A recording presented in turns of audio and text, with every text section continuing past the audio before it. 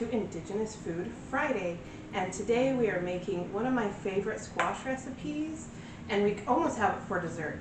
Now, I grew Hochunk squash this year, and oh my gosh, they're huge. So this was our biggest one. It's about 18 pounds. I'm going to be slicing this up and drying it for over the winter time. You can add it to soups after that. Because this is too much to eat fresh in one sitting.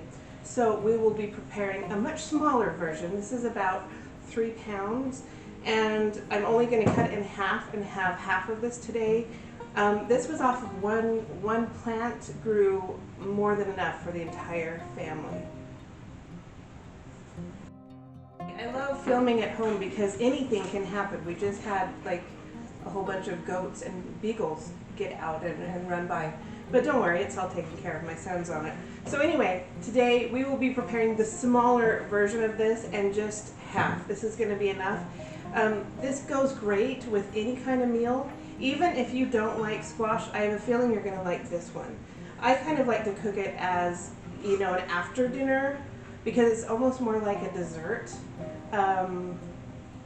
than something that you would like, ooh, it's good for me, so I don't want to eat it. You'll want to eat this. So what you're going to need, let me put this monstrosity away. Hold on a second. Okay, what you're going to need is your squash. This is Hochunk squash, but any squash will do. Butternut does quite well with this, acorn squash. You could even do this with spaghetti squash. I bet spaghetti squash would be nice. And then any kind of berries. Today I'm going to be using strawberries, blackberries, blueberries, and raspberries. My typical 4 favorite berries. And I leave the tops on the berries. You can do whatever you like, but the nutrition, the real nutrition, is in the green tops. Elders will always tell you, don't throw those away, eat those. So I always keep the tops on unless I'm making like a pie or something like that. But if you're making dishes like this, leave the tops on. Okay, so you've got your squash, your berries, and then if you can get wild ginger, fantastic. If not, regular ginger you can get just fine. It's hard to find berries this time of year, but there's an Amish community that lives really close to me, and so I just go to them and they're great. So ginger, sunflower oil, and some maple syrup, and that is all you need. I'm going to preheat the oven at 350 degrees, and let's get going. Okay, so first, you're going to have to cut the top off your squash. And I save all the bits, and of course we save those seeds. Now I'm just going to cut it in half. You can cut it horizontally if you want to. That totally works fine. But I'm going to make it kind of like a gravy boat, and so I want it half this way. But like I said, you can make anything work.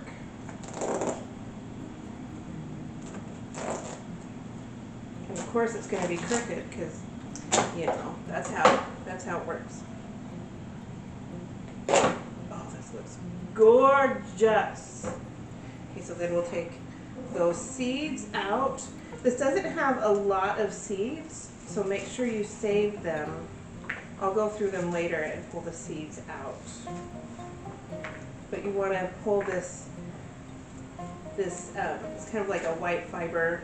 Go ahead and pull that out. I feed it to my chickens. They love it. Or, of course, your compost heap. So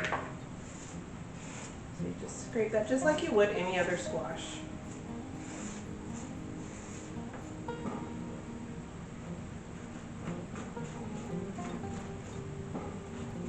And then the other half, I'm just going to wrap up and put in the fridge, and I'll make it in the next couple of nights. So nothing goes to waste. But make sure you save your seeds for next year. And you always want to have at least 2 years worth of seeds.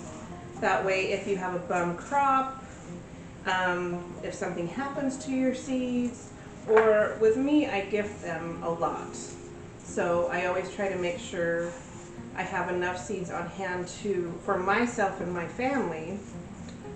But also if I have a bum crop one year, and of course to gift them.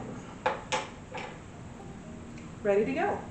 So now I've got it on a parchment lined cooking sheet. You'll want it, I don't know, with the open part facing up.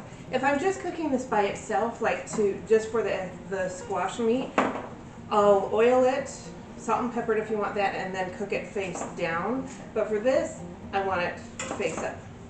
So I'm gonna go ahead and spray a little bit of sunflower oil on this. Now you can use olive oil or avocado oil if you don't have sunflower oil, but sunflower oil is traditional and it's flavorless. It doesn't have a flavor. I'm going to go ahead and put a little bit of sunflower oil in with the strawberries and try to coat each one.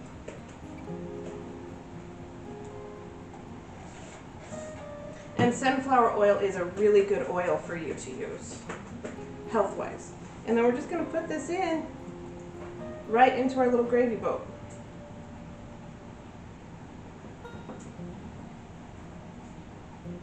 Just like that. Okay. And then same thing, I don't have to oil the berries because they don't have green tops on. And we're just going to put these all over the top as well.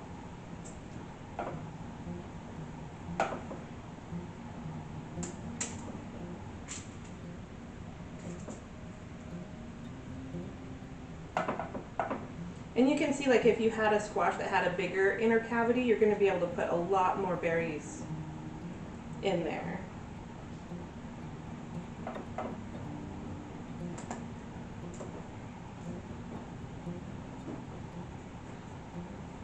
And just make it beautiful. This is a really good, I don't really celebrate traditional Thanksgiving, but what we do celebrate is Harvest Moon. And this is a really good Harvest Moon dinner. And of course it's around the same time as, you know, the end of October, November. But that's all right. Do whatever brings you joy. As long as it doesn't hurt anybody, who cares? And you can also use frozen berries. They don't have to be fresh, even though fresh always tastes best. It's okay to use frozen berries that you put in the freezer or that you get from the grocery store or the market. Whatever you have, it's not going to be a problem because this is all going to cook down anyway. And you're going to love it. Okay, I think that's about all I can fit on there. But I'm going to really overload it as much as I can. And then save the rest for when I make this again.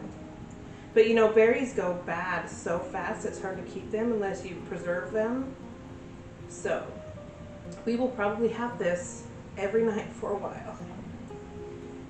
Okay, that's about all I can get on there. I'm going to spray it a little bit more with the oil. We don't want any pieces to dry out. And if you don't have a favorite sprayer, that's fine too, just drizzle it. And then, of course, what's first is, of course, my trusty maple syrup. You want pure maple syrup, you don't want corn syrup. So maple syrup, and we're just going to drizzle this over the top. You know how much I love maple syrup. And now you can see why this is almost more of a dessert, but a very nutrition dessert. Yeah, I can word today. You know, it's been one of those weeks. If you follow me on TikTok, you've probably seen what glorious week I've had, but it has gotten better, so that's good. And we all need to have that amount of fun. Okay, now your wild ginger or regular ginger that you get at the supermarket, either one, we're just gonna sprinkle that on top. So I peeled the ginger and now I'm just using a fine grater to grate this on top. This is a fibrous ginger, so it is taking a little bit, but that is totally fine. We'll just scrape that on in there. Awesome. So it's just sprinkled all around.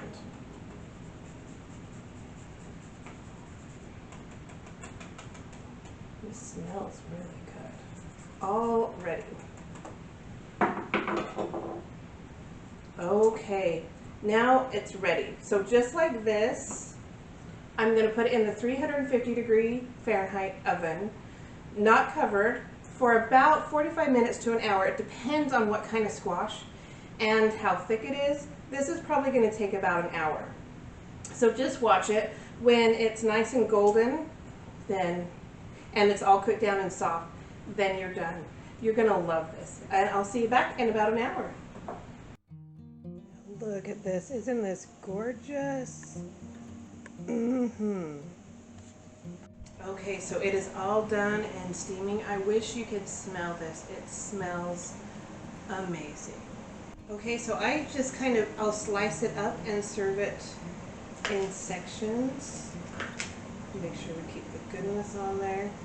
You can see how tender it is and gorgeous. So just this 1/2 can feed, it depends on how large your family is, of course, but this will feed a lot of people. So you can see how wonderful and life-saving squash is, especially Hochunk squash, because it gets very, very large. Just scoop this up. Oh, so gorgeous with these berries. Get some of that berry juice that has come off to the side. Must have that.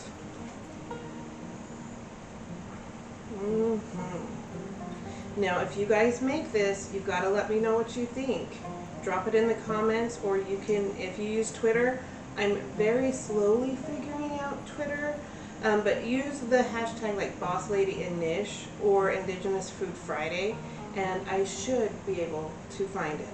Because I would really love to know if you guys are making this, and of course, what you think of it. So my son, who is pretty anti-squash, I know, is going to try this. You don't even show up in the camera because you're so tall. Hold on. Okay, that's better. So he really doesn't like squash. See his face? Okay, you're gonna try this.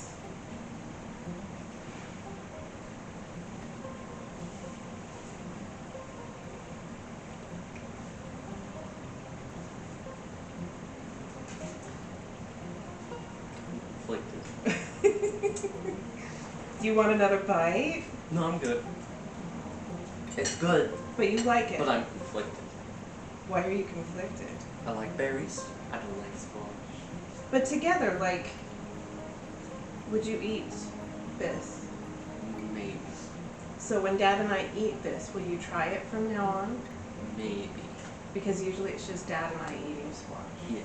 Unless I sneak it in. Yes. If there's more berries, would you eat it more? Yes. Okay. But I will, so is this a win? I'm conflicted. Well, thank you, dear. I love you. Yeah. Do you want another bite? No, I'm good. Enjoy. We'll see you next time. Bon appetit.